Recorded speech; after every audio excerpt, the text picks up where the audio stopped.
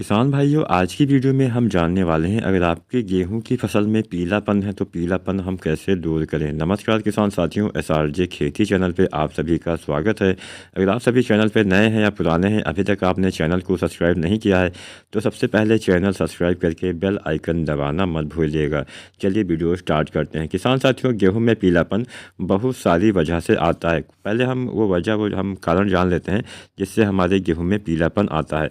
किसान साथियों, पहला कारण होता है आपके पौधे में, आपकी मिट्टी में पोषक तत्वों की कमी हो जाना। अगर पोषक तत्वों की कमी हो जाती है तो भी पीलापन आ जाता है।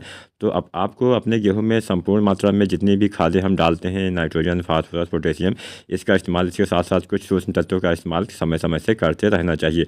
बाद में मैं बहुत अच्छा तरीका भी आपको बता दूंगा जिसके द्वारा किसी भी कारण से भले ही पीलापन हो, पीलापन आपका दूर हो जाएगा।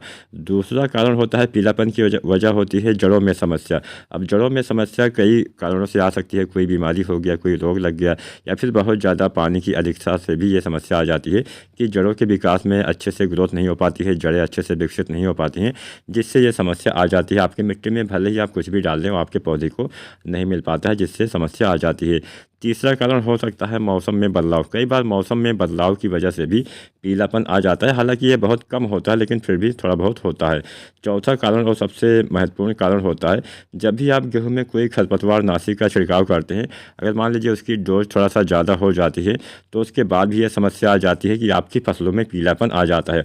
और आजकल ये समस्या काफ़ी ज़्यादा मात्रा में देखी जाती है कि जब भी आप खरपतवार नाशी का इस्तेमाल करते हैं उसके बाद थोड़ा बहुत पीलापन आ ही जाता है। कई बार ज़्यादा मात्रा में डालने से बहुत ज़्यादा पीलापन भी आ जाता है। इसके साथ साथ कई बार सूक्ष्म तत्वों की कमी की वजह से, कई बार जिंक की कमी से, कई बार मैग्नीशियम, कई बार बोरोन, इन तमाम तत्वों की कमी की वजह से भी आपके फसल में पीलापन आ जाता है। और यहाँ पे एक कारण और होता है ज़्यादा पानी। हमारे बहुत सारे किसान भाई गेहूँ की सिंचाई ट्यूबवेल से करते हैं। कुछ किसान भाई रात में सिंचाई करते हैं, रात में ऐसे ही पानी खोल देते हैं, सुबह बंद करते हैं। तो वहाँ पे ये समस्या ज़्यादा हो जाती है कि ज़्यादा पानी की वजह से फसलों में पीलापन आ जाता है, जड़ें तनाव में चली जाती है, आपकी जो पौधे की ग्रोथ है एकदम से रुक जाती है, फसल में पीलापन आ जाता है। तो यहाँ पे हमने लगभग 5-6 तरीके आपको बताया। सूक्ष्म तत्वों की कमी भी हो गया, ज़्यादा पानी हो गया। तो यहाँ पे दो मेन कारण होते हैं। पहला होता है खरपतवार नाशी के बाद में आप, मतलब खरपतवार नाशी का जब आप छिड़काव करते हैं, स्प्रे करते हैं, उसके बाद में पीलापन आना। और दूसरा कारण मेन ये होता है ज़्यादा पानी की अधिकता।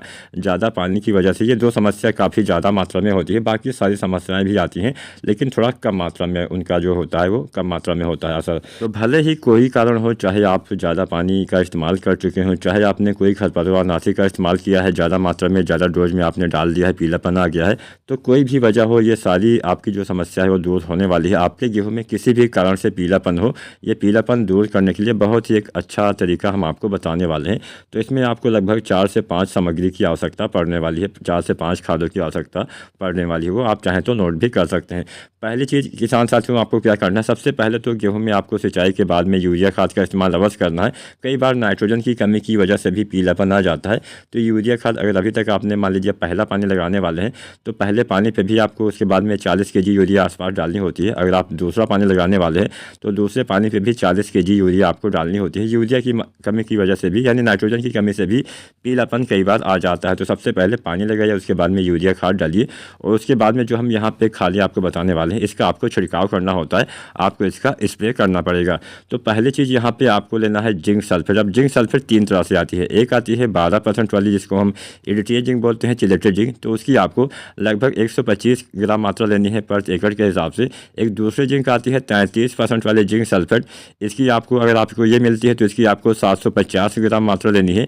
एक तीसरी जिंक आती है जिसको हम 21% वाले जिंक के नाम से जानते हैं, और अगर आपको ये मिलती है तो इसकी आपको लगभग 1 किलोग्राम मात्रा लेनी है पर एकड़ के हिसाब से। तो पहली चीज़ आपको जिंक लेना है। दूसरा चीज़ यहाँ पे आपको लेना है फेरस सल्फेट, जो 19% वाला फेरस सल्फेट आता है, इसकी आपको लगभग आधा किलोग्राम मात्रा लेनी है, यानी 500 ग्राम मात्रा आपको फेरस सल्फेट की लेनी है 19% वाले की। यहाँ पे तीसरी चीज़ आपको लेनी है किसान साथियों मैग्नीशियम सल्फेट।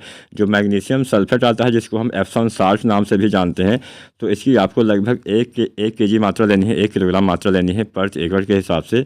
यहाँ पे चौथी चीज़ आपको लेनी है मैग्नीज सल्फेट। जो मैग्नीज सल्फेट आता है इसकी आपको 250 ग्राम मात्रा लेनी है पर एकड़ के हिसाब से। और पांचवी चीज़ यहाँ पे आपको लेना है बोरोन जो आता है 20% वाला, तो 20% वाले बोरोन की आपको 100 ग्राम मात्रा लेनी है प्रति एकड़ के हिसाब से। तो यहाँ पे जो हमने ये 5 चीज़ें आपको बताई इसको आपको लेना है और सभी का अलग अलग घोल आपको बनाना है, इकट्ठा नहीं घोलना है, सभी को अलग अलग बर्तनों में आपको घोलना है। उसके बाद में इकट्ठा एक टंकी में मिला के आप अपनी जो फसल है उसमें आप छिड़काव कर सकते हैं। इसका छिड़काव 25 से 50 दिन या फिर जब भी पीलापन आपको दिखता है, मतलब बालियाँ आने से पहले जब भी आपको पीलापन दिखे 25 दिन से लेकर 50, 55, 60 दिन तक, तब आप इसका इस्तेमाल कर सकते हैं। इसके इस्तेमाल से पीलापन किसी भी कारण से आया होगा, पीलापन दूर हो जाएगा, आपके पौधे में हरापन आएगा, आपके पौधे में अच्छी बढ़वार होगी, अच्छी ग्रोथ होगी। लेकिन यहाँ पे यूरिया खाद भी आपको समय से, यानी पहले पानी के बाद में यूरिया और दूसरे पानी के बाद में यूरिया यानी नाइट्रोजन की पूर्ति किसान साथियों आपको अवश्य करना पड़ेगा। उम्मीद करते हैं आज की जानकारी आपको पसंद आई होगी। वीडियो पसंद आई है लाइक करें, शेयर करें, चैनल को सब्सक्राइब जरूर करें। धन्यवाद।